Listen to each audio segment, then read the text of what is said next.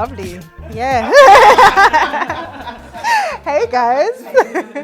Lovely to be here. I love a scratch that. I think it's just so special to be able to actually have conversations about people's poetry and not just, like you said, not just click afterwards and then you go home. So yeah, I'm going to share, well, we'll both be sharing some, well, for me, it's going to be smaller pieces. I do mostly spoken word poetry, which are like my longer pieces. But I'm going to share like the smaller pieces that don't really go anywhere with you today. So I'm going to start with my first one I wrote the other day, actually. I'll say it and then we can talk about it afterwards. I did this one on my phone. It's called Another One. Another one, another day, another one, becoming promising like the rise of the sun. No light seen when this doomsday comes. Another one, another day, another sun, another life lost to the systems, set way before his little life begun. And Mama prayed that she'd never see the day her son's gone. And now they're filming her in her worst state on channel BBC One. The racists come out to play when the headlines come. A lot to say when they see the colour run. Colour runs. But mouths shut when they see their own reflection.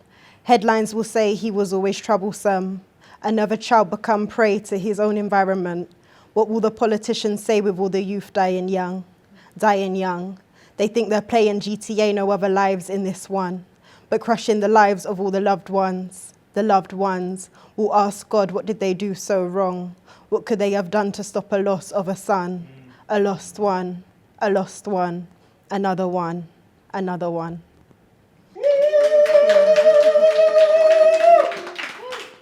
Yeah.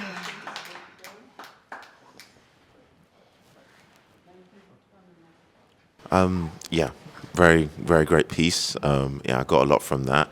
Racism, I got quite a bit from that. So, yeah, I'd written a piece about racism. It's a strong subject. So what triggered you to write about that one? It's a deep subject and it's a big one now. Yeah, so I actually wrote that recently because sadly there was a young boy in the community that lost his life to knife crime. And and I was just seeing a lot of headlines and narratives that were just frustrating me. They always frustrate me. And I don't like children being painted out to be adults. They are children, they are victims of their environment and not having the right support to navigate in this life. And so, yeah, I just wrote that after I think I was watching the news and I saw something and I was just really frustrated, and it birthed that piece, which I think a lot of my pieces are born from frustration or just feeling emotive about something. But yeah, I think it's a pattern in seeing, especially young black boys being painted in the media as just people in gangs and all of this stuff, and not understanding the layers behind that and where that comes from and how they get involved in that. They're young people being exploited. And I work with young people in that sector, so I work in safeguarding. So it's something that I'm very passionate about. So yeah, that sometimes comes out in my poetry. Okay, Yeah. Powerful. Thank you. If you could describe that poem in one word, what would it be? Oh.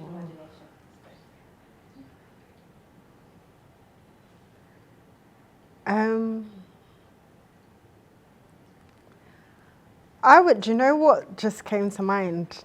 And now I'm like, I wish it wasn't that, but it was, and it was noir, which is black. I don't know why it came into me by that way, but that's what came to me when you asked that.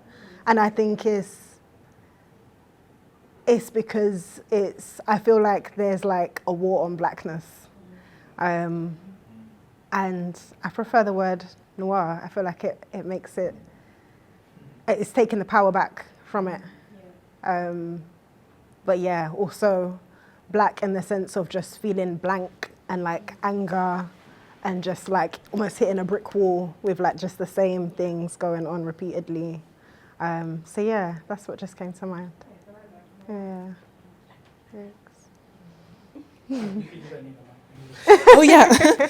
I love that you used noir instead of black, because I guess you're saying because of the English language even being racist and the negative connotations with black, it's always like, you know, evil when someone uses the black or the dark, or, you know, and noir kind of, I guess for English speakers, has less of a connect, like any kind of attachment to it. Yeah, Do you think that's why you, yeah, definitely. It was like, it's this, but it's not this. Like, yeah, detaching from it. I love that. Yeah. I like that. I was going to say, I can just say, yeah, the use of repetition, like, was there a reason why you wanted to use that kind of echoing throughout the piece? That's a good question. I think it's funny because it's one of those pieces that just came to me in that way. Like I have some pieces that it's like it's just in my head. Like that's just how it's come to me, and then I just write it as I'm going along. But I think it was the emphasis of I'm saying another one, like we're repeating this. The same thing is being repeated, and I'm repeating it throughout the poem. So I think it just reflects, reflects that repetition of what I'm talking about. And just like I kind of had a rhythm in my head when I was writing the piece as well. So yeah, it wasn't too thought out. It just kind of came to me in that way. Yeah. Yeah, I definitely noticed that the repetition for me was like reinforcing the cyclical theme. Do you know what I mean? It's a cycle that we're in. Yeah. So I guess my question is, I mean, I know you do safeguarding, so you work with young people, so it's probably the same as mine, yeah? But just for the sake of asking the question, go ahead. what steps do you think we need to take to escape the cycle, or to break out, or to elevate above it, or to get to the next level of that cycle so that we're in a better place?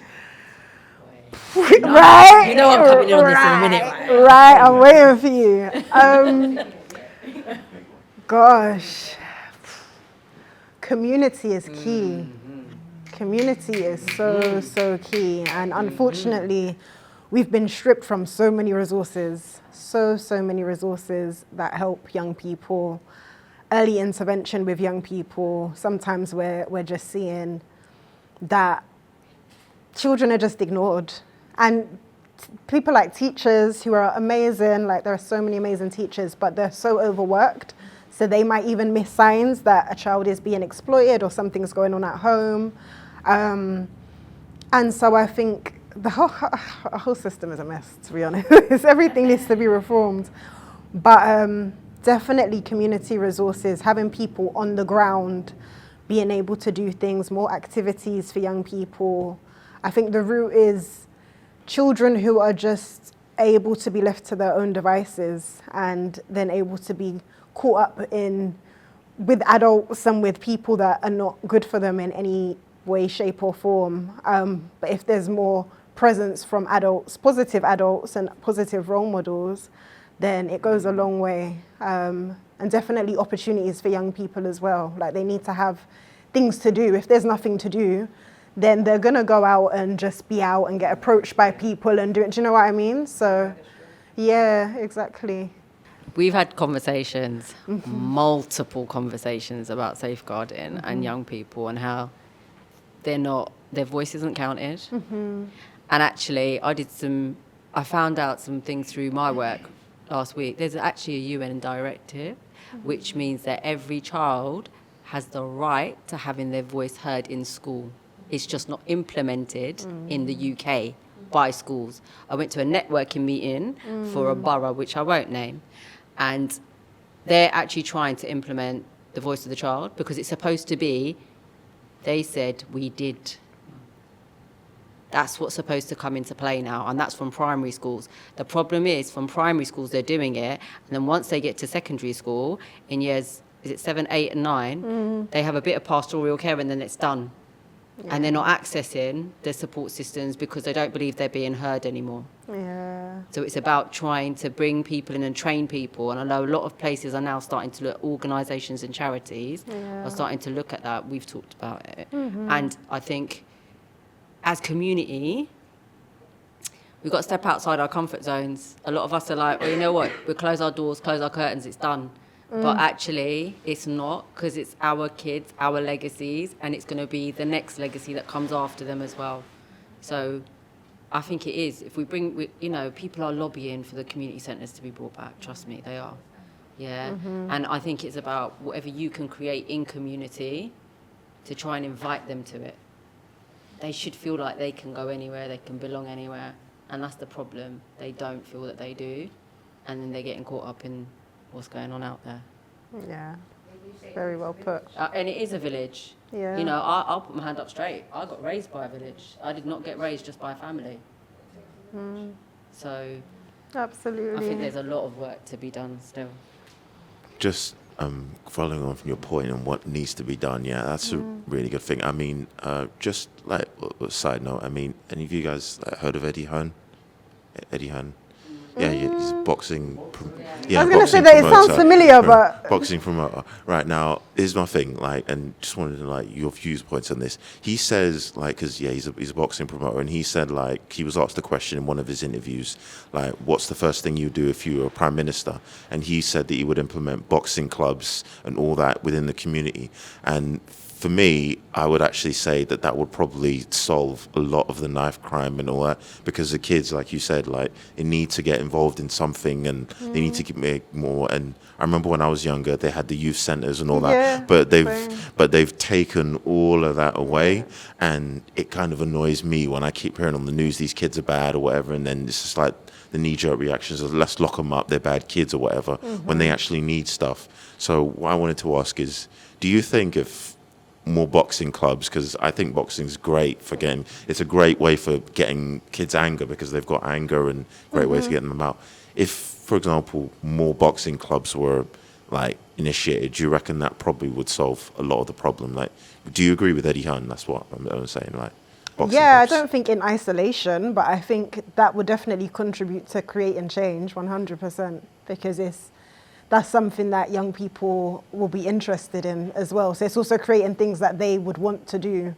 And yeah, a lot of young people like sports and like boxing. So I think knowing that there are spaces where they can do things that they actually enjoy. And also they need to be free. Like a lot of families, we are living in a cost of living crisis. Like there are some activities that are going on, but you have to pay, and parents don't have the money to pay for these things. So there needs to just be more community-driven, free activities that children can access, especially in like summer holidays. If your parents are working, you're just there, able to do whatever you want to do. Like there needs to be more positive activities. So yeah, boxing I definitely think would be helpful. Yeah, it's really good to hear you say that, because when I just look back, like the kids, like Anthony Joshua, when you look into his background, gangs, like to begin with, he got in trouble with the police, and then he found it in a boxing club, and then now we all know he's like one of the most well-known athletes. So I think that could be implemented with so many kids if they were just offered the opportunity. How about we just teach our kids about their emotions, firstly? And like in terms of like the school system, so we talk about the system being messed up. I was saying to Nate earlier, I was like, if only they actually took the words from, let's say, the American system and actually read into the words, because they put it right in front of your faces, which would be, when you're in America, the first thing that a kid goes into is elementary school. But what's that element? We should have been learning about the elements. Then we go into mid school. Okay, mid school, what's mid between earth and the sky? It will be me. So let me learn about myself and how I work with the elements. Then I go into high school. What's high school? That'll be my mind. Let me learn how I function here to get this in balance. And then the last thing that we go through is university, which is the cosmos, it's the universe. So if I want to be whole, if I want to be that 360 degree, then I should be learning that first and foremost. But we don't teach that to our kids. We end up teaching them stuff that they don't use at all. But that's how I would prefer the system was, actually going through that. Because then if I'm learning the universe, I am that in itself. I am a whole universe. So if our kids knew that, then they wouldn't be acting the way that they are acting. They would have all their planets in alignment. So I see it. Powerful. I feel like it's capitalism that is the reason why the education system is the way that it is, and that we learn things that don't feel like aligned to our own personal growth, because they just think like, well, they need to learn how to be workers and work for people who have all the resources, and the cycle just continues. And so I feel like the root of so much of our oppression is capitalism, and once that gets dismantled, then we can start to rebuild and reimagine what education can be like in all the different institutions. Yeah. Lovely. So this is Thank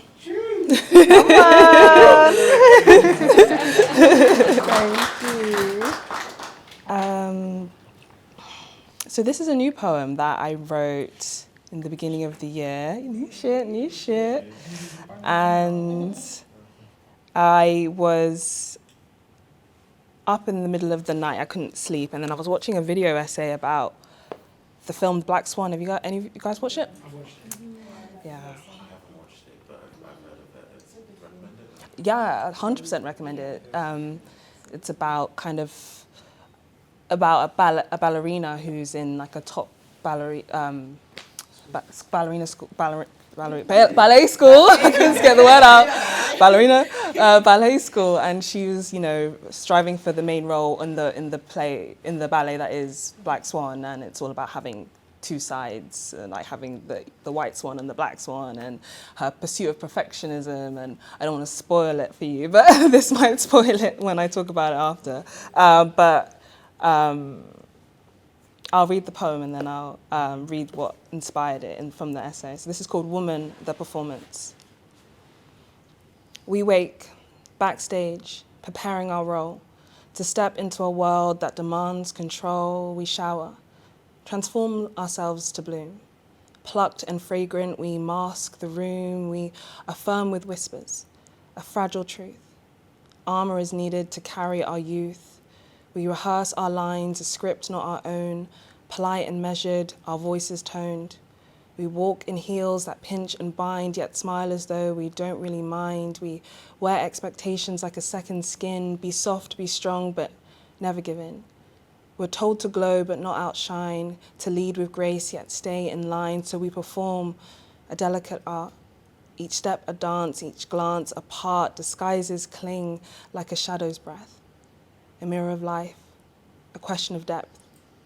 But what is the cost of the uncouth? The shame of exposing the raw, the truth, the untamed self, wild and free, hidden behind what they expect to see. Our spirit whispers, soft yet strong, you've held your worth all along.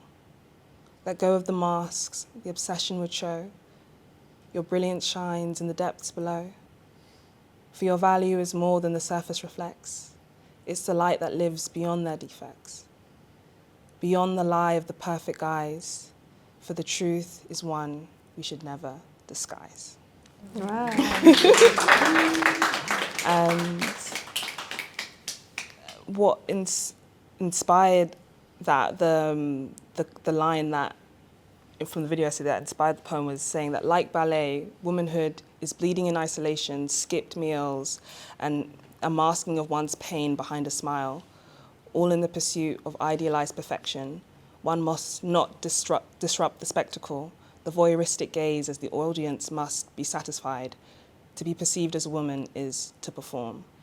And that was like, that really struck me, because I was thinking, so much of femininity feels performative and maintenance and all these things that I just kind of do, and then I step back and like sometimes I'm like, am I enjoying this, or I'm just doing it because I've just seen it mirrored so many times? And I've been hearing a lot of women complain about how boring they find getting their nails done recently. Like they wish they could just cut off their hands, but it's like we don't need to do that. Like I had spent like a couple months not, there's so much money that goes into all of our maintenance, and I just feel like, oh, okay, like how we're taught to be as women, again, is another function of capitalism, you know, and then it's like you kind of feel almost obligated, that's how I felt anyway, to participate in that, because you can see the difference in how you're treated in society when you are the image of femininity that people expect, or when you're just like yourself and not made up or not even, you know, and then you kind of have to confront that and be like, oh, am I willing to just, you know, step into the world in my natural, complete self and be, you know, could potentially be a victim of, you know, harassment and abuse, or, you know, conforming, and then, you know, being, you know, treated a lot better. So that's kind of like what that poem is talking about, is so much of in our daily lives we have to, you know, put on a mask, you know, step out into the world as a woman, but it's important to be critical about it and choose aspects of it that work for you and that align with you.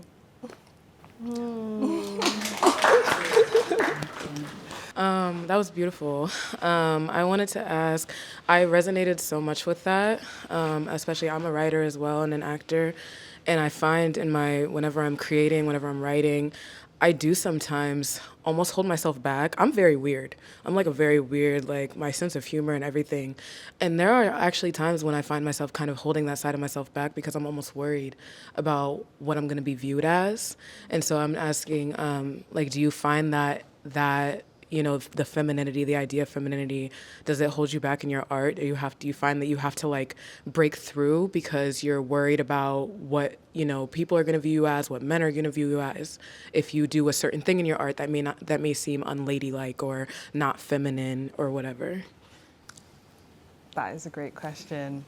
And I do feel like my art is how I connect to the truer parts of myself. I feel like it's usually in maybe more surface level interactions and just going through life where I feel like it's easy to just kind of default into like what you can read and perceive that they could expect from that interaction or from that situation. But like in my art, it's like, oh, okay, I can be myself. And especially in poetry, I just feel like the best poems are the most authentic. And maybe it's the ones I choose to share are potentially the ones that maybe fit in a more of the image. And that's probably, I just thought of that now as you asked that, because it's like, yeah, maybe those ones that I keep to myself, because I'm like, oh, that maybe that won't be received as well, or that won't fit the kind of, yeah. So you spoke about the Swan, the film, and the idea of her going from white to black or black to white. So with that in mind, in terms of her switching between the two, where do you stand? Where would you position yourself? Wow. She's asking the good questions. Deep over here, baby. Oh yeah, we gonna get deep over here. That's an incredible question. I would say that if we're looking at, at least in the movie or in the ballet, the Black Swan was someone who was very like confident and very like in tune with their sexuality, and like, you know, they were seen as how like the prima donna and the whore, right? That in the black one is the whore, right? And the white one's the prima donna. She's virginal, innocent, ingenue, like all of that. And I feel like part of stepping into your power as a woman is being able to body both, but not being afraid of the black swan, and afraid of being confident in who you are as a woman in sexuality, the things that maybe society tries to like dampen, you know. So I feel like I definitely align more with, as I get older, the black swan. Yeah, I think 100%. Yeah, black swan. I'll give it for the black swan. With that being said, yeah, I think definitely, as you were speaking, I was listening to you guys speaking, and obviously with your poem, I feel like we're at a time where a lot of women are stepping into their black swan era. You know, it's that black moon Lilith, it's claiming, it's doing what you want to do. But the other part is still important because it's balance.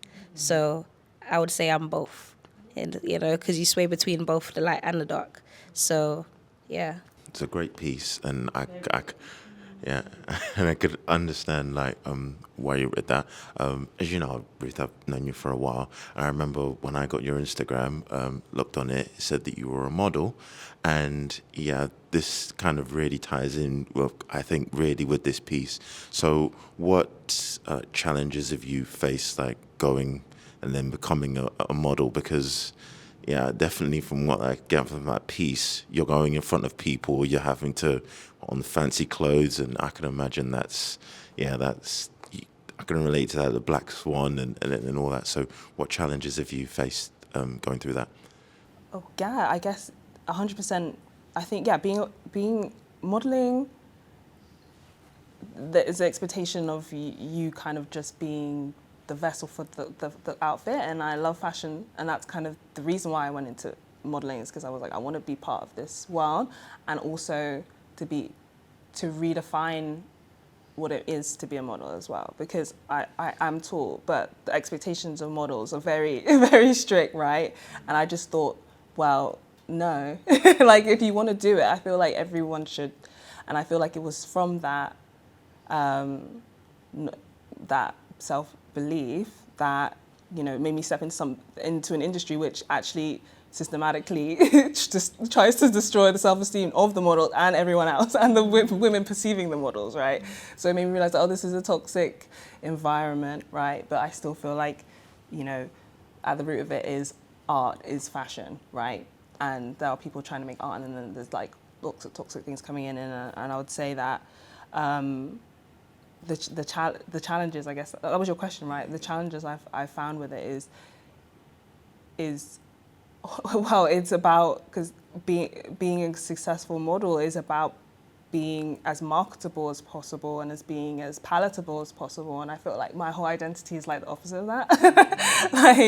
like I felt, yeah, I'm kind of more leaning to the edgy or standing out in a way, right? And that's why I felt like it didn't really align, and like I never wanted anyone to tell me like, oh, you have to match these measurements. So like I was like, oh, you have to be, you know, do your hair this way or do that. I was like, no.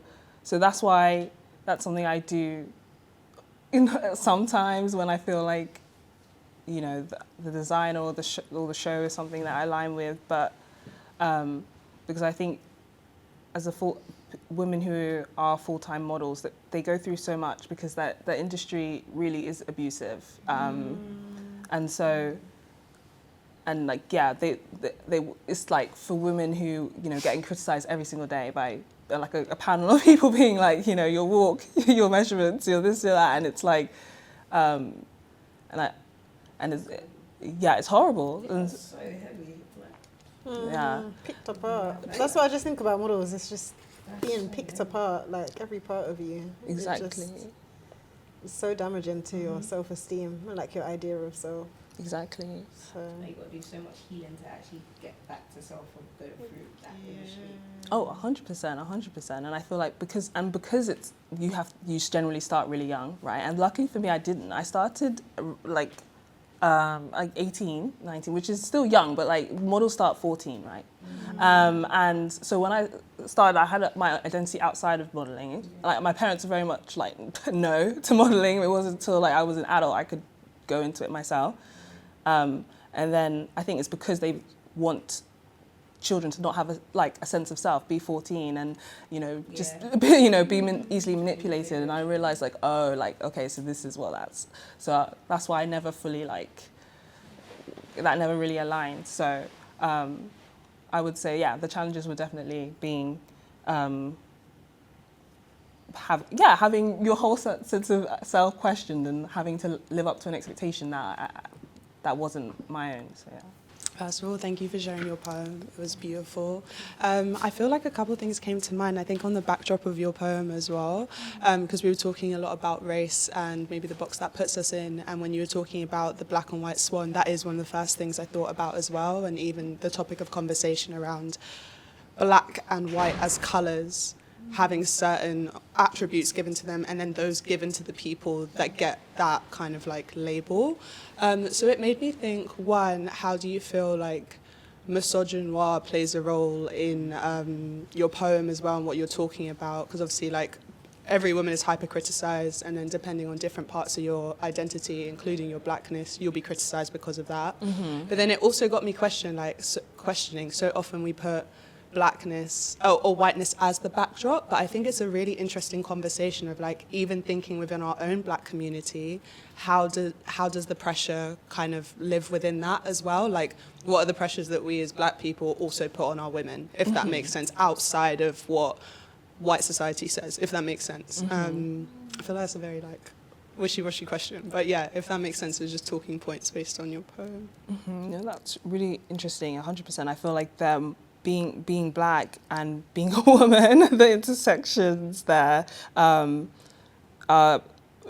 because we are, like Malcolm X said, the most disrespected and underprotected, group of, demographic of people, and with that comes, I feel like, even more expectation to live up to a standard that isn't even for us. It's like similar to modelling, like the standard it's not for black, they only started to include black people in that, right? And I guess within our own community, there's still ways to grow in the sense that like there's a lot of healing that needs to happen, I guess, with how we've been treated and how we're perceived from even people within our own community, and like what it means to be a black woman, how we should present as a black woman. We're constantly criticised for how we do our hair or how we dress or our body type just being naturally curvier, and I think that again the beauty standard of being thin has roots in racism, because that body types that fit that aren't typically black bodies, right? And so I think reimagining what it means to be black, and then at least having it be more open, right, in terms of I feel because of the stereotypes and expectations of society of what they feel like they should be what a black person should be like or look like, especially as a minority in a white country, can sometimes limit people limit even in our own community to maybe live up to it or play into it a little bit more. And I feel like if we had more, if we had greater representation, if we had greater representation of the diversity of blackness, then we could have different standards to reflect in ourselves. So I guess that could answer your question, like, in a certain way. No, completely. And I don't know if this is just a thought, see where it lands to you, but I feel like the experience when I visit somewhere that is a black majority and how I feel as a woman and what is expected of me, like, completely shifts versus when I'm in England. And it's not all like black and white. It's not all like one's great and one's not, but it feels so different. So yeah, I was just curious about that. Yeah. That's so interesting. Yeah. What would you say? I don't know. I think, like, obviously colorism is a huge thing as well. Like, every time I'm in a country that is predominantly black, even if it's not a thing of explicitly about racism, I think colorism is huge. I think also I'm from a Caribbean background, so, like, for the most part, being slim wasn't a great thing. And so it was really funny, like, going to school and everybody would be like, oh my God, you're so slim. I'd be like, please don't say that. Because, like, when I go home, it's like, oh my God, why are you Marga? Like, literally, I remember my aunt asking, she was like, when are you going to get breasts? I was like, oh, I'm 18, so. Thank you. So it's very different. So I think that there's still a level of criticism, but it's really interesting, I think, when you're someone from, like, the black diaspora, as I know you are as well, the criticisms change, and I think, like, keeping up with it can just even be like a double whammy. So yeah, I was wondering if you had any, like, thoughts or experience on that too. Yeah, 100%. I 100% agree. I think the black beauty standard isn't thin, right? But, like, we exist in a society where it is. So it's like we're constantly, like, balancing a lot of different expectations, right? And that's when I was just like, we have to continue to look inward to find our own, ideal self, which is just to be healthy and just to be, rather than to live up to what anyone else thinks women should look like, how our body should look like. Yeah. Can I tap into that? Of course. Because you saying that, it just made me think of, like, our bodies are always trending. Like women are always under this pressure to just achieve a certain body shape, and we all know there's been the BBL era, like women risking their lives to get surgeries to fit a beauty standard that has been created. And I feel like there's a pressure on black women to have that kind of shape because it's like black women are the curvy ones. So it's like, again, having the split in society around what the different expectations are. But that's, it's a pressure that all women, I would say, have been subjected to. But yeah, I think it's really just about, as you said, like finding what you need for yourself, which is to be healthy. Like that's the most important thing, and just stripping all of that away. And yeah, it's tough. It's tough. It's a lot of pressure. It's not for the weak quiet, but I say do the work. Like my thing, like you spoke about, they talk about women and their body, right? A lot of women doing their BBLs and all of this stuff. Me, I find it as an excuse. I'm not for it. If you're out here trying to go and lift Brazilian, lift your bum, I'm not interested, because my thing is that you could definitely go and do the work. And if you actually did invest in the work, you'll notice that your emotions will feel better, because you're going to go and get that lift part, but you're still stuck with the same emotions. Yeah. So my thing is, if people actually change their perspective of, let's say, working out or fitness, and look at it as a way of moving stagnant energy, right? In terms of, okay, I'm coming here, just how painful it is, if life is, it's the same thing in the gym. The gym's painful. If you want that body, you're going to go through hell, just like how you're going through life. So just put the same work in and you'll get the results that you want. If you want the body, you'll get it. Just put the work in and stop focusing on the destination. Okay. Yeah. I like that. Yes. Kardashians don't help. They don't help at all. Yeah. I think that was my question for you. Do you feel that social media in general, every single thing that is out there that our young people are actually watching, because it's not just about your generation, it's the generation below you. We didn't have that. I come from a different generation.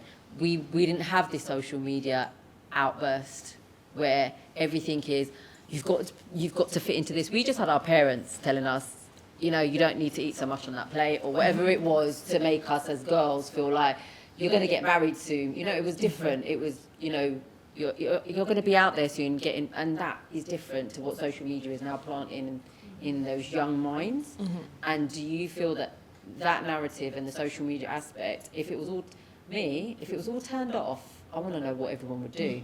Like, I would love it to be turned off, just to see whether everything would just shift, and the narrative definitely would. 100%. So do you feel like that whole industry, and going into modelling as well, it would be completely different if there was no social media? Absolutely, and I think it contributes. It's definitely exaggerated a lot of the issues that were already there. Because I remember Instagram became big when I was like maybe in year 10, 11-ish. So it was the shift of like, maybe comparison would happen within, your classroom or your school. And then it just, the scale of it just grew of like, wow, this is like the levels of how things could be. And as a teenager, that really does, impact your self-esteem and things like that when you're in a fragile age. And I think now it's so normalized. I think the younger generation are, I do see trends of Instagram being a lot more authentic and a lot more, with the younger generations, I don't know if anyone else has seen it, just they're showing more authentic content and like less perfected. I feel like our generation, the one, because I feel like maybe they're recognizing that this isn't feeling as good.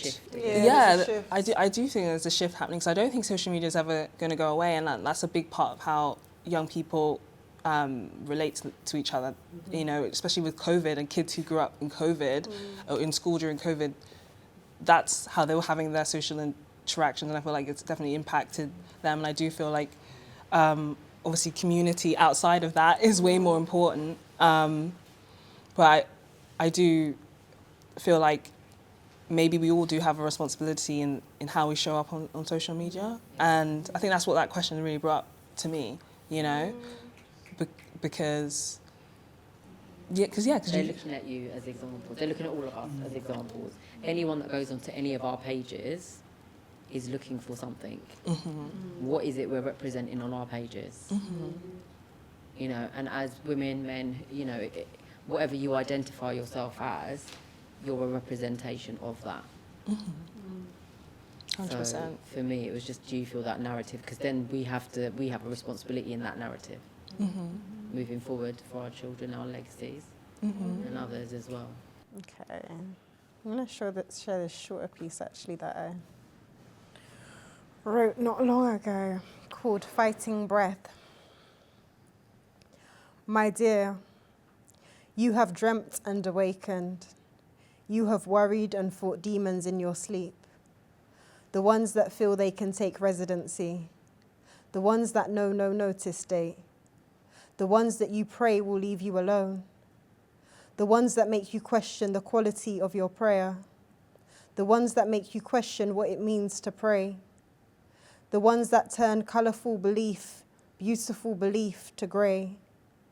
The ones that drown you whilst you scramble for breath, whilst you try to regulate breath, because soon it feels like you will no longer be breathing. So, it's quite a deep piece. Yeah, I don't know if I should give back story already, or if anybody had an immediate question at all. So this might be an unorthodox question, but when writing this, was this something in one session or multiple sessions? And which do you feel aids the message better for you personally? It was in one session. And yeah, I think a piece like this for me is emotive. And when I have emotive pieces, I guess all of my pieces are emotive, but it was a moment and a space that I was in that triggered me to write the piece. So I just did that in one go. Whereas if I'm kind of giving myself a prompt or intentionally trying to write, then that could be more beneficial for that purpose. But this was just writing off of feeling and heart and what was going on for me in that moment. All right, thank you. Yeah, I'll share some context. So I was just feeling really anxious when I wrote this. And it was kind of like reflecting on the fact that I have been through periods of feeling like anxious and just experiencing low mood and feeling like, yeah, you're fighting for breath in that moment. I think breath is a powerful thing. It's the reason we're here. We wouldn't be here if we weren't breathing. But I feel like it was really just about really acknowledging what thoughts can do to your breath and how you kind of,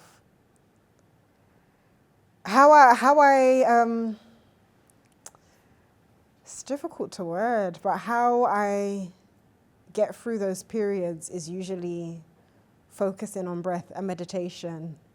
And so it was really around thinking about what these thoughts do to me and fighting for that breath and just fighting through that breath as well. Because anxiety, sometimes when I get anxious, like I don't really have them anymore, but I used to have like panic attacks. And so in those moments, you're fighting for breath. That's all I'm doing. And so here I say, you have dreamt and awakened, you have worried and fought demons in your sleep. And it's around, mood lighting. Press the buttons on the... Yeah. So go up. Literally. shut it down.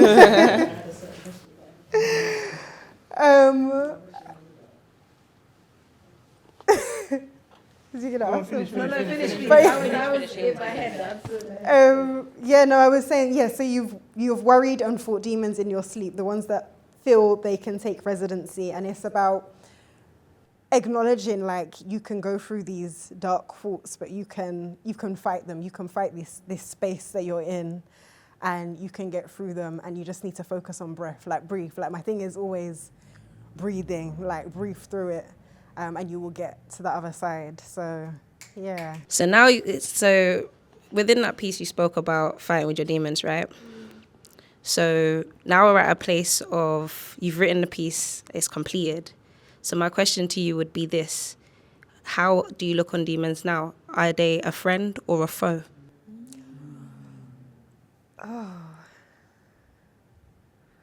I think we need them. I think a friend, to an extent, to an extent.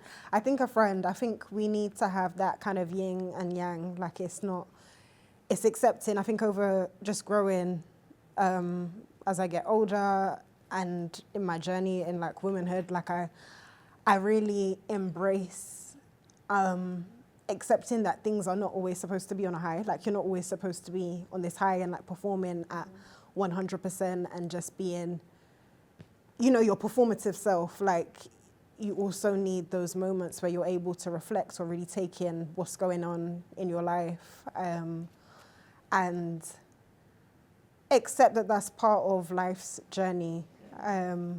So yeah, I think I would have said foe in the past, but I think now a friend.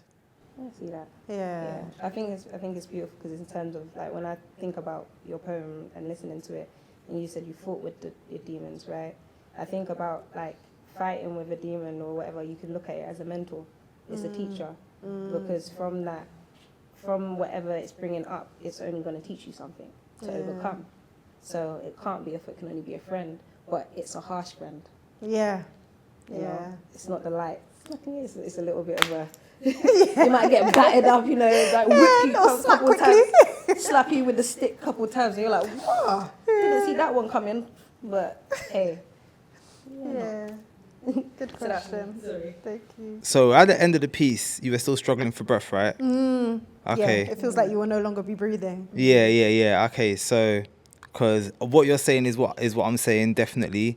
Like, I want my number one tip for anxiety is to control your breathing. Yeah, because when you get anxious, certain things happen, like your pupils dilate, your skin starts to sweat, your heart beats faster, and your breathing goes shallow. Do you know what I mean? So from you control your breathing, it sends a message to the rest of your body, right? So breathing is the one. Breathing makes sense.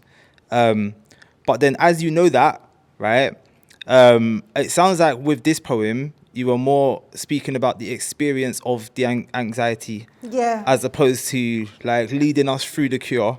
Yeah, this is a dark one. I like it. So yeah, I wanted to ask why. I wanted to ask why you went about it that way and why you chose to finish on that note. Yeah, good question. I think it was one of those pieces. Like I said, I kind of wrote it in the moment, and I was like, I don't think it's finished. I said to myself, I don't think it's finished. But then I was kind of like, actually, maybe it's supposed to end right here. Like, maybe this is just what I'm capturing here. Like, it doesn't need to lead to the happy end. Like, I'm trying to capture what this feels like in that moment. So yeah, it's not, again, like I said, these are kind of shorter pieces that I wouldn't usually really share at all. So it's nice to be able to share this in this space. Yeah, thank you. Just kind of tying back to Ruth's poem, tying them both in, talking about expectations of being a woman and tying that into dealing with your demons. And I especially love when you said, life is not always supposed to be high. It's so true. But talking about, especially now, I feel like, going back to what social media says about being a woman, especially being a Black woman, I feel like there's this like pseudo positive thing that's happening where it's like being a Black woman means you're so strong and you're so this and you're so that. And it's like, sometimes I'm not strong, actually. Like, sometimes I'm really not. So how do you think that affects your anxiety and like trying to work through that? Because I love that you just said sometimes it just is what it is. So how do you think that that kind of affects that as well? Because it's so hard to like feel like in this world you can just exist in your flaws and exist in your demons and exist in all of that, because there's these expectations that you need to be perfect and you need to be at the top and whatever, you know. Yeah. I think it's a journey. I think it's tough. I think I've like intentionally done a lot of self-work and like shadow work and like really tried to work through things that I might be struggling with, and just accepting that I have to strip away from society's expectations and being like, if you like, a few of you guys know me, like I'm quite a bubbly, outgoing person. When I'm around people I'm comfortable with, but I think that's my nature. Like that's how I am. But I've had to like go on a journey of like stripping back that and being like, it's also okay to just be chill sometimes. Like sometimes when you are that like bubbly person, people always have that expectation on you, and it's like, oh my gosh, if you're kind of calmer one day, it's like, oh my gosh, what's wrong with her? Da, da, da, da, da. And it's like, no, I'm just chill today. Like I'm okay. Like I'm allowed to be chill too. Like I'm allowed to be a bit upset. I remember I went through a phase with my mum where if I wasn't like really upbeat, she would always be like, oh, what's wrong? Oh, talk to me. Oh, what's wrong? Da, da, da, da. And I would just be like, I'm just not in the mood today, and that's fine. Like, I just started to accept that that's fine. Like, I don't need to be upbeat and really happy, like, every day. Like, I'm also allowed to have lower days or have days where I'm feeling really tired or I'm exhausted today. Like, I'm being comfortable with saying that and accepting that, like, being human is really just embodying all of those different emotions and learning how to channel it and, like, just accepting that that's part of being a human and being you. And I think, again, like the yin and yang, like you have to embody both, and kind of the black and the white swan. It's the same thing. So really just come into that kind of acceptance, and as I say, just stripping away from all of the expectations and being comfortable in yourself first and foremost. And then I feel like you can approach the world with more confidence in that way when you do that. I just want to say the word that stuck out in that, and actually just throughout the poem, in terms of like you even accepting that was your end for that poem, is acceptance. And I think if we more look at that where you are now in that part of your journey, is acceptance and just being. And sometimes we miss out on so much of life by not being in the now. Yeah. And being in the now is so much more important than worrying about the future. Yeah. And we all do it, everyone, you know. So I think, thank you for sharing it, and the part that you've accepted, or you're accepting that it's okay not to be. So thank you. I've got one. To bring it around to the words said about demons and considering them as friends or foes, that really brought back something to mind of one of my friends used to say that he never considered them positive or negative. He used to consider them as roommates, as in something that he lived with. And he had disagreements with them, and he had times where things were good with them. Because even a lot of time, the demons that we consider to be the negative of life, they led to a lot of positive aspects of our personalities and our formation around them. So he used to say that considering them as just things you live with, the good and the bad, you know, the times where things are just happening around it and you just got to get through it. And I guess my question to you would be, if you ever consider, I'm trying to figure out how to phrase this. Do you ever consider that when you're combating your demons, if you end up coming across more negativity that isn't from the thing you're combating? Like an example would be if you're shy, for example, so you're really trying to get up against that, but because of that you start being a lot more forward or headstrong with things, and so now you end up a bit too stubborn about things. This is me personally. So you end up a bit too stubborn now, and now that's a new demon you've created while trying to fight another. So I guess that's my question, if you've ever come across new demons while trying to get rid of others. That is interesting.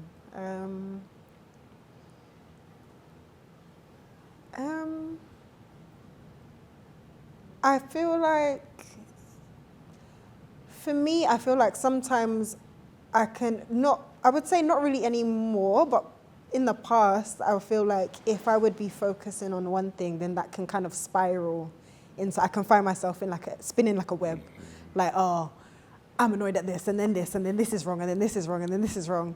And find myself just in a spiral and get into a space of just like digging a deep hole of like, just finding lots of things to be pissed off about. Yeah. So I can't think of a specific at the moment, but I would say that I've definitely got myself into that kind of space before. But I find that now I try to manage it better and try and I talk to myself a lot. So yeah, I talk to myself a lot. So I feel like now, I remember saying to someone the other day, one of my friends, it was like, I feel like I'm in a stage of life where I'm parenting myself, like I'm reparenting myself. So it's like, if I do something that I'm not happy about, I'm like, it's okay, like I'll give myself grace and I won't, like I think of like, how would you, if this was your friend, how would you talk to your friend about it? How would you talk to I don't have any children, but I hope that as a parent, I would not be really angry at my child for making a mistake, like we make mistakes. So I'm really trying to like reparent myself in that way. So yeah, if that answers your question. Thank you. It does, yeah.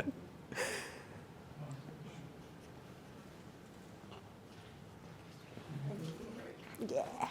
Thank you so much for your poem as well. It's beautiful. I had a question. I personally don't know where I stand on this, but I think it's an interesting thought piece. But I saw someone talk about, obviously it was on TikTok, but like I saw someone talk about how anxiety, their stance was that anxiety wasn't an emotion, it's like a physical state. Like there's emotions that sit beneath it. So for example, you might not be allowing yourself to feel fear or allowing yourself to feel anger or allowing yourself to feel sadness, and so you feel anxious. I don't think that's a hard and fast rule, but I think it's really interesting sometimes with navigating when you are really in an anxious state and just checking in with yourself. But I was just curious, with this poem, do you feel like there were any emotions sitting beneath the anxiety for you within the poem?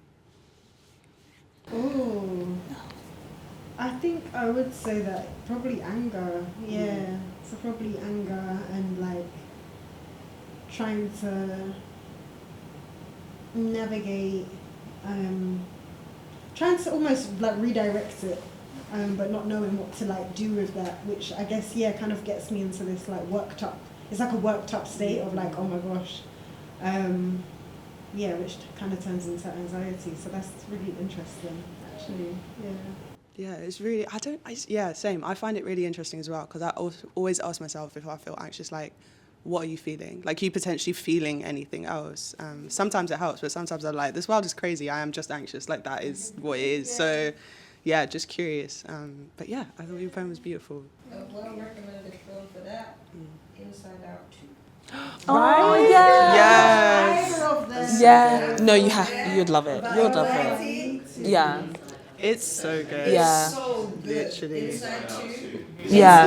Yes. Like Inside Pixar. Out 2 is like Inside Out 1 is mainly about your like as a child and you have just your normal emotions.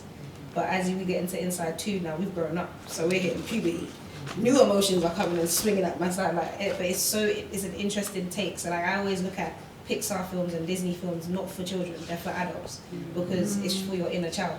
Stuff that you may have not understood when you were younger is now this is how it's going to communicate and speak to you, because just the normal conversation might not be hidden. But when you're watching it through a film, you're like, oh, this ain't for my kid, this is for me. So Inside Out 2 is a very great way of understanding anxiety and how it works, with all the other emotions in there as well. So I would say State of the Feeling. Yeah. Agreed. Funny you say that. I went to go and see Inside Out too because my therapist recommended it to me. Oh. Went to the cinema, nary a child and stuff. Everyone was there, 20s and 30s. I was like, okay, let's go. Yeah. The way they depicted it was just, first of all, ingenious. And I sat there and cried because it was hitting me right here, especially like the part where she like started like having a panic attack. And I was sitting here like, oh my God, because they really show you exactly what it feels like in your brain when it starts happening. It's really It's a very good film if you want to learn about emotions and stuff like that. I always say emotions are your biggest thing that like you should actually get tuned in, because they talk about like earlier I think I was hearing a lot of people say that your thoughts create reality, but I've come to the conclusion that it's not actually your thoughts, it's your magnetic field. So it's your energy, but what you need to feel in order to be able to have that even happening for you. But a lot of people don't want to feel, they're escaping it, but your feelings are what is going to create your reality. So it's the emotions that you invoke. So from your poems, from let's say I sing, from you like write your lyrics, from whoever's an artist here who paints, it's the emotions that you evoke into it that make it move or gravitate people to it. Emotions. Beautiful. Yeah, great take. Yeah. I think I've seen the first one. It's even better. It's even better.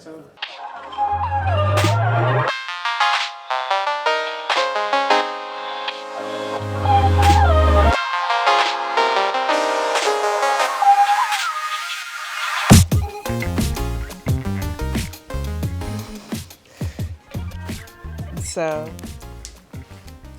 this poem, I literally just chose to share it now because of Nicole's question about, and it made me really, about art and our perceptions of ourselves and what we choose to share. And it made me think about, there's a few, I don't know, as poets, if any of you, or artists, you guys feel like, oh, you have a set of work that you're more comfortable sharing, maybe.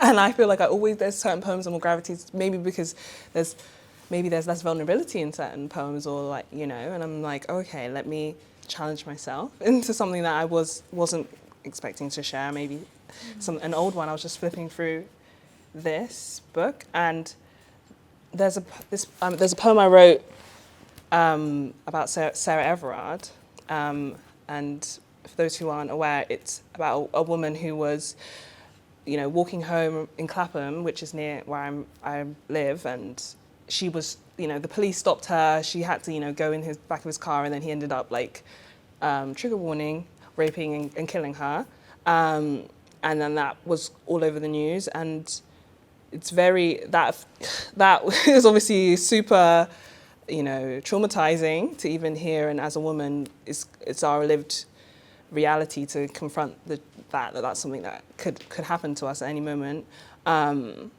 And then it's also the aspect of like, you know, this happens all the time, but people only care when it's a white woman who's showing, but it doesn't mean we shouldn't still care, you know.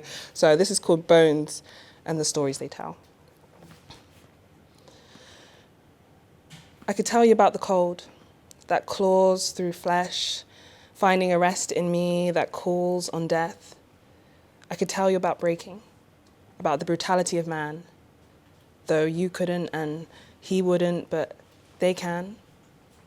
I could tell you about darkness, how I walked through it, and the policeman who lived in it, or the pit they found me in, or every sin committed against my body.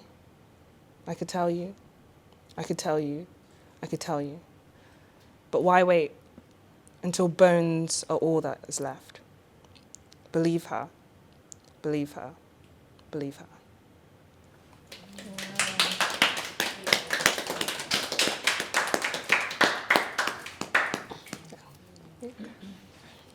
Do you feel as though these kind of situations and incidents as a black woman are seen as less important? Because you mentioned at the beginning, like when it's a white woman, it's seen as something like everyone, but not that you shouldn't care.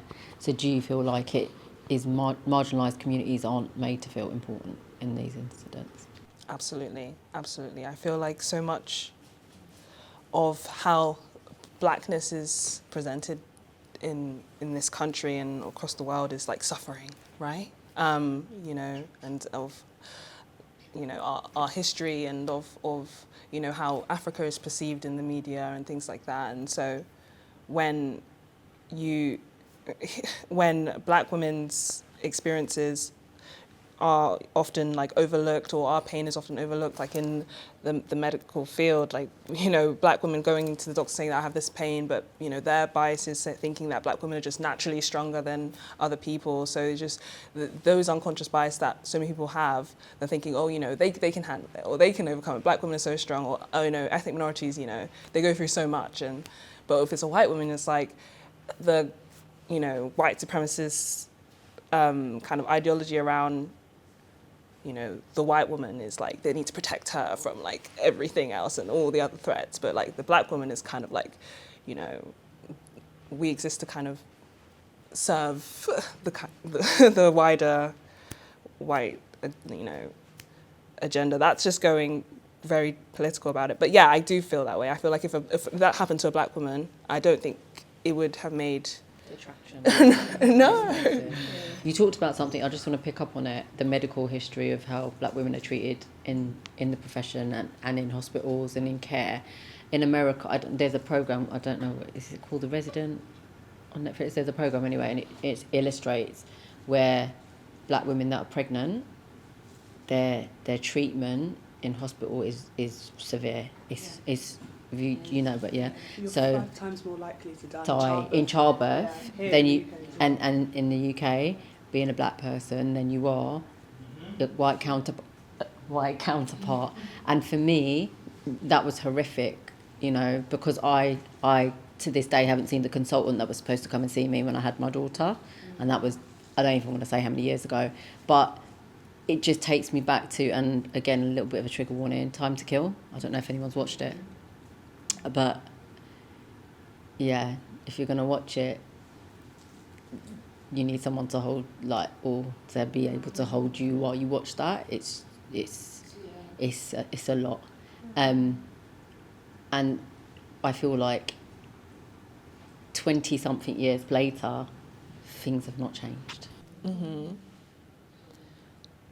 And it is sad, and I agree 100%, and I feel like when these stories do reach like the public consciousness, right? Even if it is a white woman who is, you know, the face of it, we can use that as an opportunity to have the conversations and to talk about this and say that, you know, that's why when that was happening, I was like, okay, great, like everyone's thinking about violence against women now. Now we can talk about how, you know, we need to broaden up our, you know, perception of who needs to be protected and who's most vulnerable, you know, because I think like ethnic minorities are even more vulnerable because of the perception of having less protection in society. So they feel like maybe they could get away with it more with different demographics.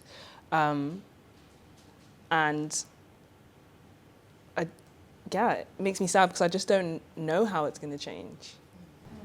Is there anything that you think, you just said about opening up the conversations, so when it happens to a counterpart or somebody who's now in the press and you're seeing it as, okay, so this person has died in this way, do you think that there's a way of us having those conversations or trying to, is there anything that you can think of that could help in terms of, like, if you think about what we talked about earlier in our social platform? Mm-hmm.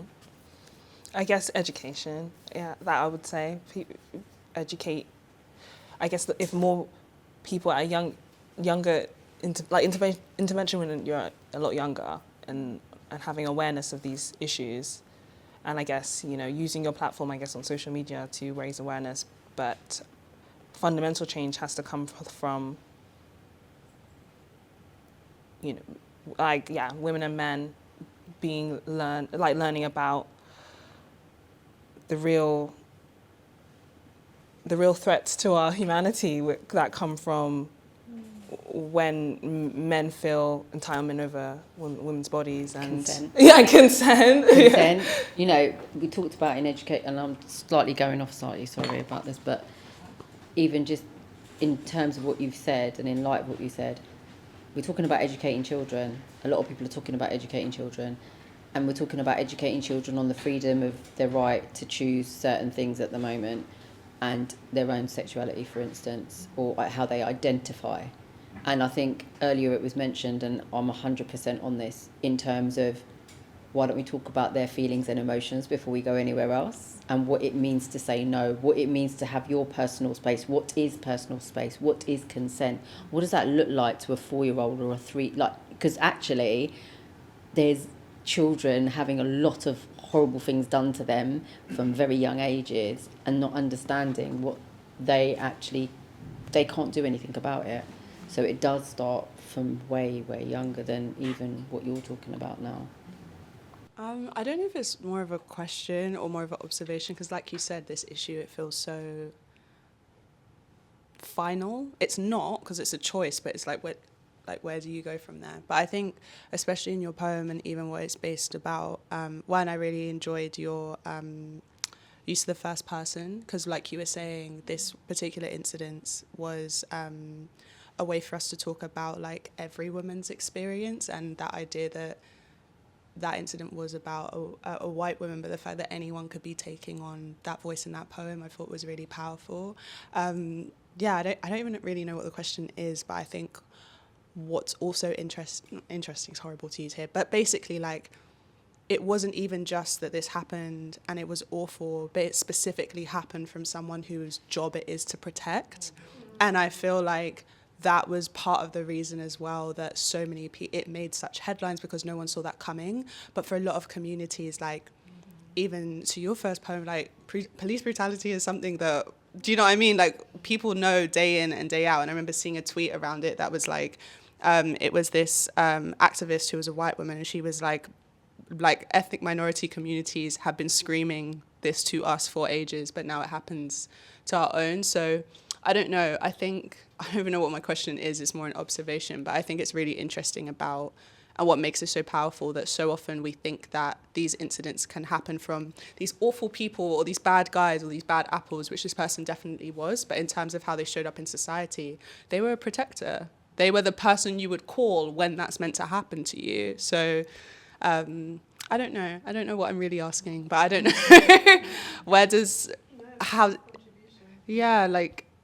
Where did that almost sit for you, writing a bit of like, because I think that adds to the despair, the despair I really felt in your poem of like, when it's coming from your protector, like what you meant to do.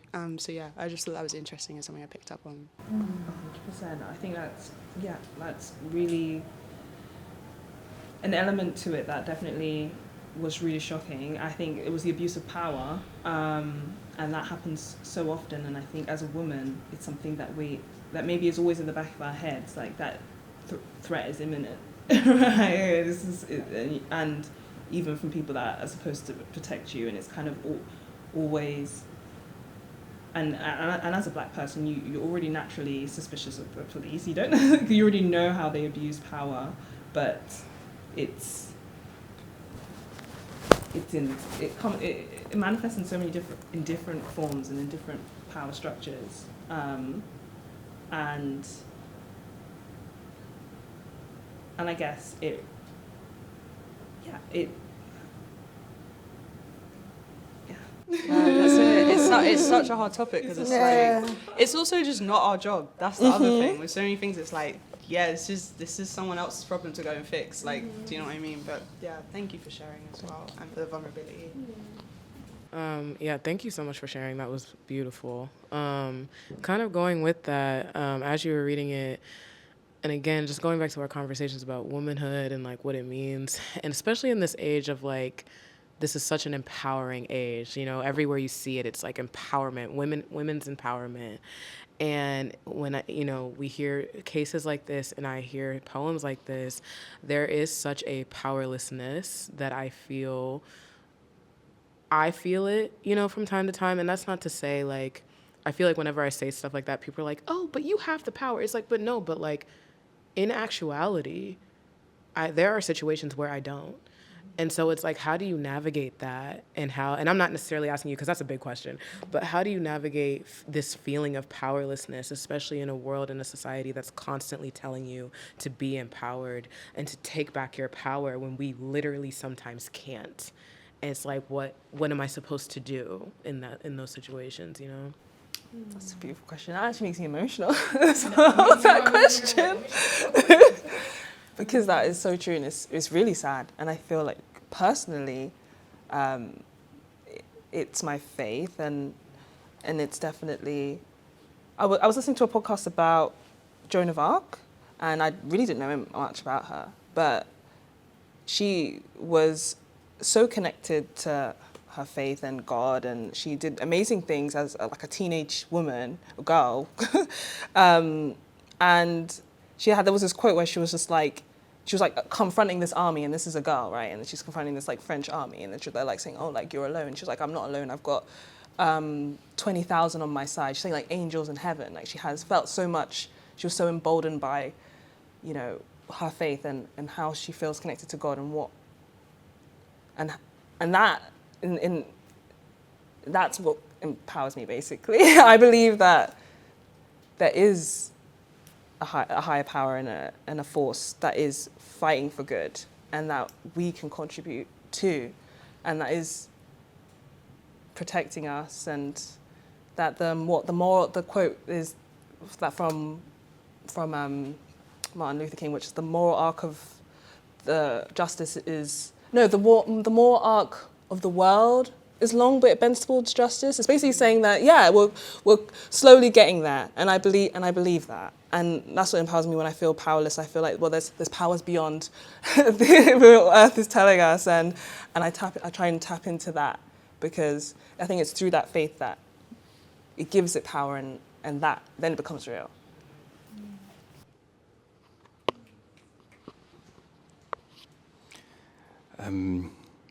I think with a lot of how like culture and the Western society's treatment and behavior towards black women is often like a kind of let them suffer because they can take it thing. And I think it creates like a self-fulfilling prophecy of confirmation bias, because you let them suffer and then they have to survive. So they end up becoming strong, and now you're rightly deeming them as stronger. And so you let them suffer more, and it's like, it just keeps getting worse and worse. And I feel like when we have those discussions about how do we move away from that, how do we stop that, because that's the goal. The goal is to stop it, not to just do it less. It becomes a case of, okay, and how do you stop people overestimating you because you've shown yourself to be capable? And I've never found an answer for it, because as soon as you prove yourself able to do something, some people always believe you can do more. And if you aren't there in person to tell them no, they will run with that. And then like it's like the common concept of the idea of you is always stronger than you. So it's like, how do we kind of make the idea more realistic without having to play into stereotypes? Like, how do I get you to listen without being the loud black guy in the room? Like, because then, same pigeonhole. Yeah. I don't really have a question. It's just that it really struck a chord when I do think about like, oh yeah, black women suffer, and then the alternative is just, oh well, they can take it, and it's like, well, we haven't addressed the problem, then have we? Yeah, I don't even have a question. It's something that keeps going through my head, really. My issue is that there is no other race that you call strong. Exactly. You don't call them Chinese strong women, white women strong, none of these different things. So that's why I say that's where my issue is. It lies like, why is it only depicted as a black woman to be strong? Love your poem, by the way. Thank you. Yes. Oh yeah, definitely. It's like, what do you mean?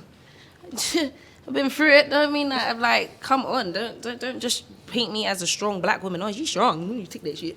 Mm-hmm. No, I've just go through life, and it makes me resilient to the person that I am today. Mm-hmm. But my question to you, regarding this poem that you've written, obviously you've written it in first person. Mm-hmm. So therefore, you're channeling all women that have walked this earth or this life that has gone through an experience like this. So my question to you would be then, reading this poem back out, hearing it, reading it to us, what is the emotion that comes up for you?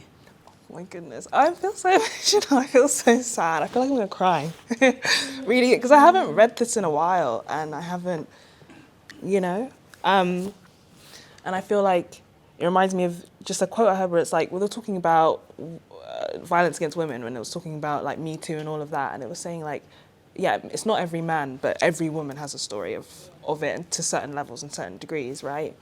And it makes me sad because I don't see. I feel like the society, we are having more conversations, so we're slowly moving towards change, but it's not enough. Like we need like real intervention to protect women, and when these things happen, because it's like a case of when, like there isn't enough systems in place to support women's pain, so it makes me sad.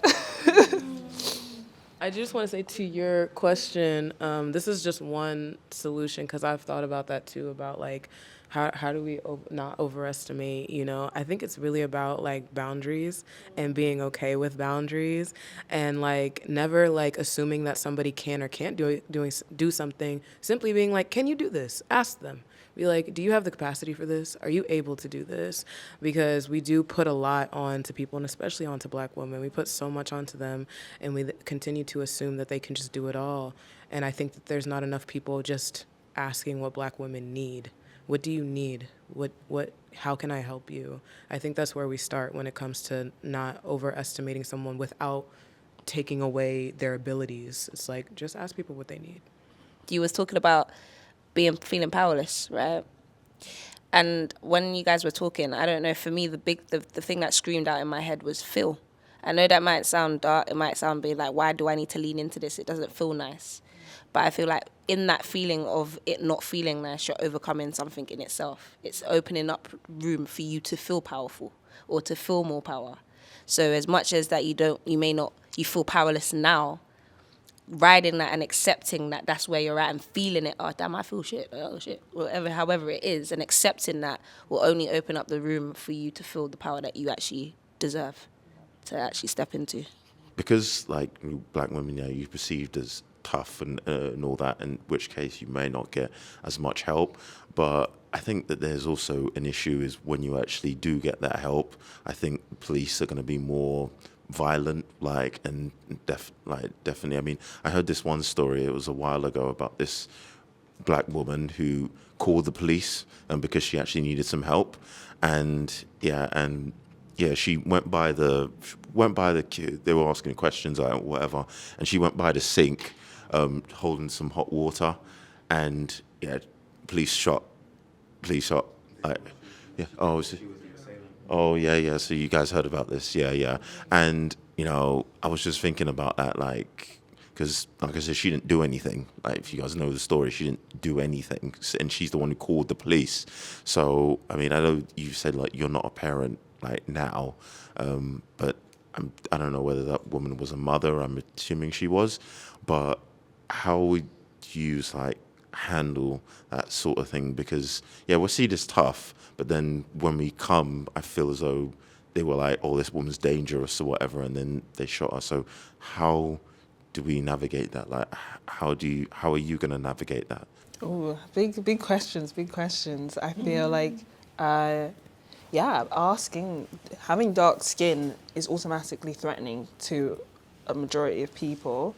And then that attracts a lot of abuse, just without even doing anything, right? And then, I guess a part of me, because I'm also tall, right? I kind of lean into making, if someone feels threatened, then that's them problem, right? Kind of thing, it's not our job to make people feel less, threatened by something you can't change, like how you look. Exactly. You're not doing anything. And when it comes to police and people in power, they would do that if she was an old lady. That's the thing. If she was someone who looked physically, I just feel like they have their own agenda, and there's almost nothing you can do instead of I mean, that sounds kind of like there's almost nothing we could do, but I guess there's reform, police reform, and just education and all of that, policy changes. But when we're confronted with those situations, I mean, I guess we're privileged in the sense that police don't all the time carry guns here, so we're not confronted with that a lot. But if I am confronted with the police, and I'll just be praying. I can't lie to you. I'll just be praying to God to protect me. Black is a code word, by the way. So that situation happened, and this is a code for them. If you want to disassociate yourself from it, disassociate from the word. Because the word in itself is a trigger for them. So they say black, that's when everybody swoops in, because it's a code. It doesn't really necessarily mean anything for us, because that's not what we originally were. It's something that's been given to us. So just remember it as a code. So if we hear it, it's usually because they're giving codes to their other members of staff that you're a threat.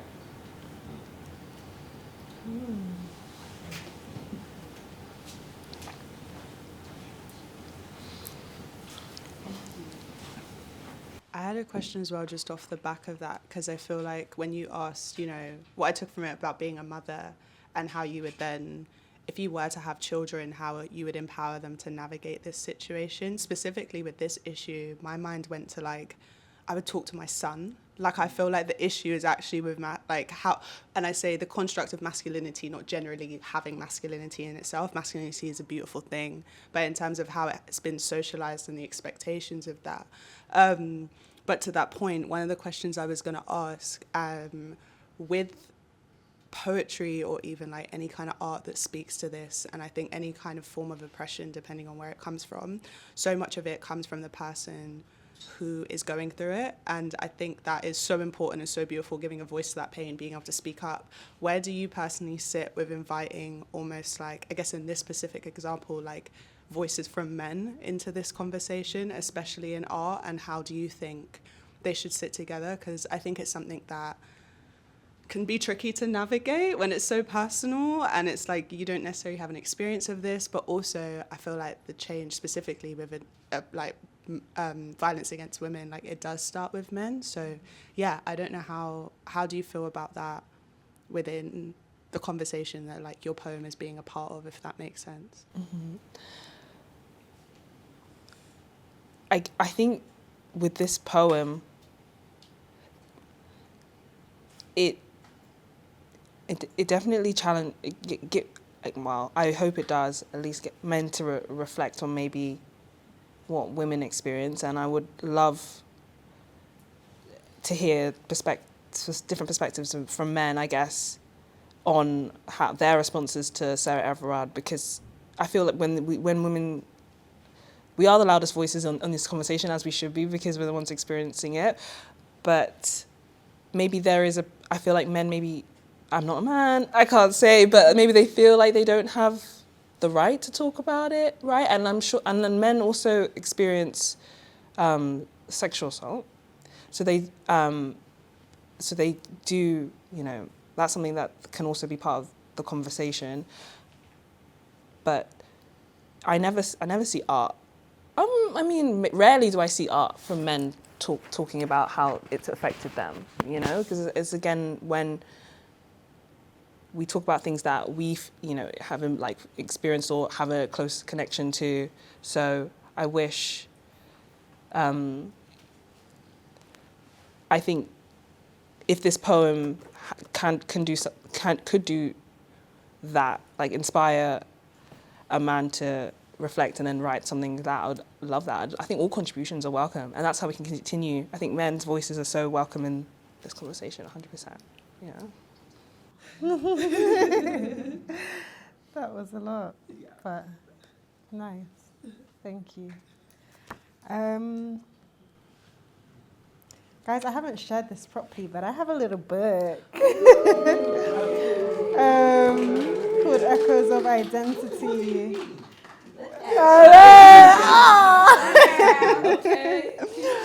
I know, it's called Echoes of Identity. Very recently, but I'm waiting to share it properly. It's available. You can search it on Amazon. Okay. But This is an exclusive. I'm getting an exclusive. yeah, I'm gonna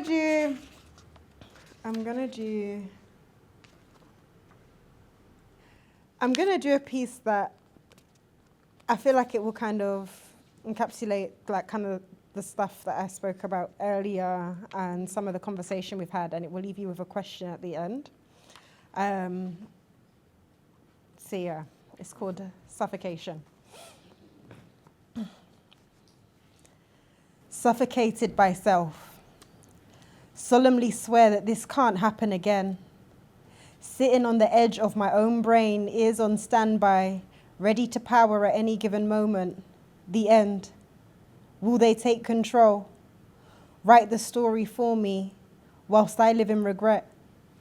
Fear beating like my heartbeat, until the door broke down dead. Risky. Risks lead to failure. Failure or learning. I suppose you learn both ways.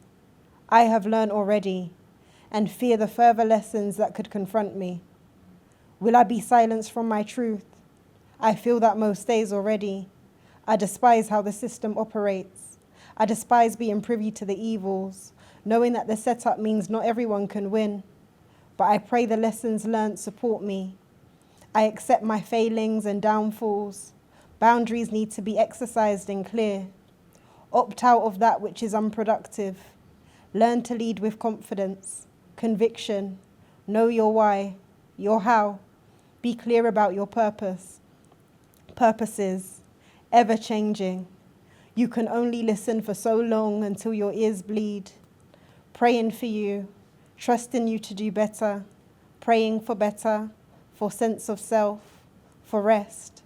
Rejuvenation, for loud authenticity, praying deeply, praying hard, breathe through it. You will always have spirit, no matter what. Speak life into self.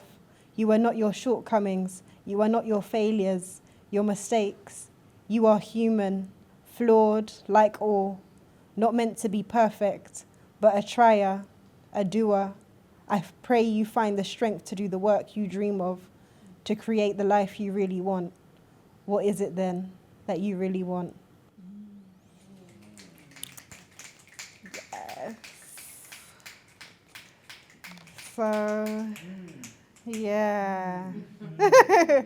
I felt like I hadn't decided which final poem I would share, but I feel like after our discussions today, that was a nice one to end on. And yeah, I think that just came from a place of really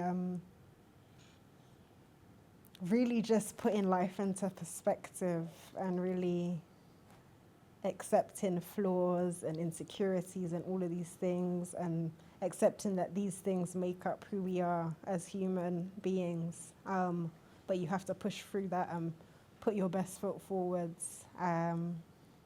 To just be your authentic self, like be you. We're not supposed to be like each other. Like we are individuals for a reason, and embracing all of those quirks and bits that we try and hide from the world. You like what you said earlier, like no, like you're supposed to be who you are. So embracing all of that and really questioning what it is you want to do for yourself. Because, yeah, at the end of the day, you're the only one living your life. So, yeah. I think with all of your poems are almost like affirmations people can carry with them. Mm-hmm. And it's funny that you got a book as well, because now they can carry them. So, but like every single piece that you've read today, and I feel like when people are living their day to day and are about to go into a situation, or they're experiencing a situation, you know, them times when you have to kind of like talk to yourself, mm-hmm. and kind of like either pep talk yourself or whatever, or just, you know, go to the bathroom and just like look at yourself in the mirror and just like take 5. Mm-hmm. These are the poems you say to yourself before you go back outside. Mm-hmm. So that's what I got from your pieces today. Yeah.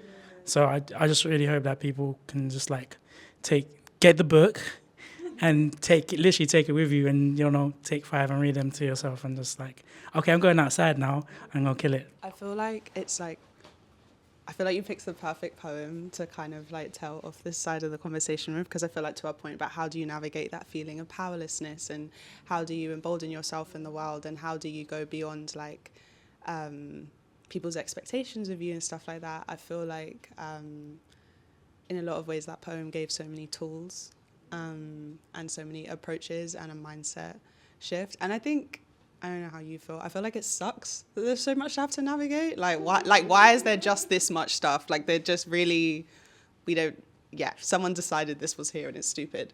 But yeah, I guess I just wanted to say thank you. I thought it was really lovely in terms of the space we've been in a way to just have a light perspective on that.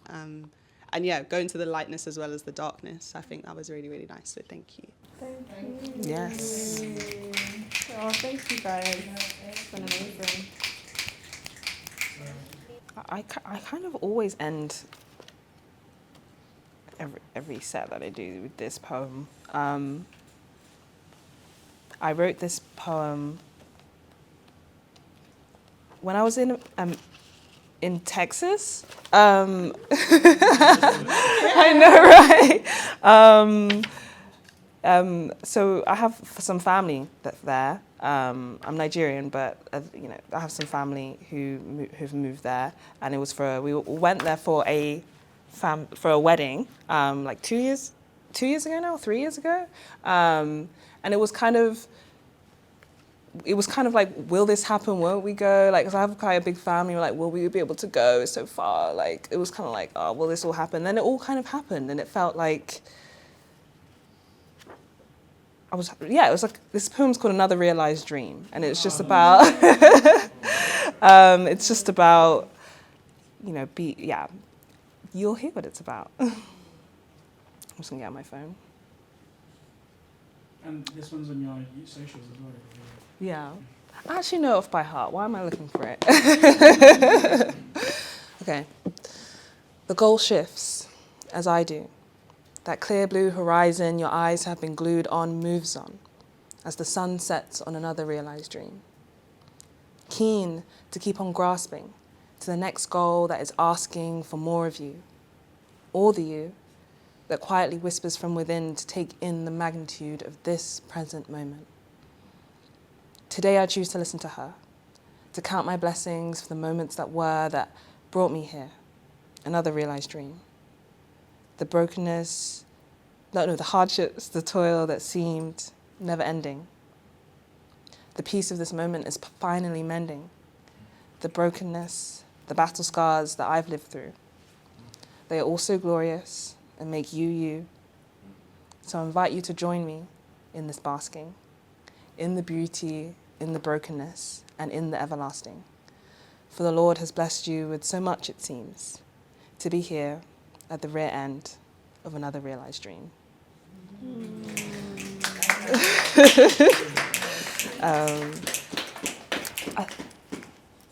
I think at that period of my life, I was also ending a job that I really didn't like, but I made it to the end of the contract. And I feel like for me, that was kind of like a big thing and I was like, yeah. So I guess I was just like, and I didn't have another job lined up, right? So I was there just like, I'm just going to take in this moment. I've just made it to the end of this. I'm just like, I'm here in Texas. I don't know what God has for me, but I'm just going to be grateful for what I have. So that's, the context. I love that piece. I love how you read it. I think it's just one of those ones like you can just close your eyes and just like drift away. Mm-hmm. But it's also a poem that I think is gentle and subtle in a nice way, that kind of infiltrates and just filters down into your so I want to say soul, but I want to say spirit this time, into your spirit. And to be moved that way and to receive this poem is a gift. So thank you. Thank you guys. So I guess we're done now, but I just wanted to say Thank you guys. Thank you for being here.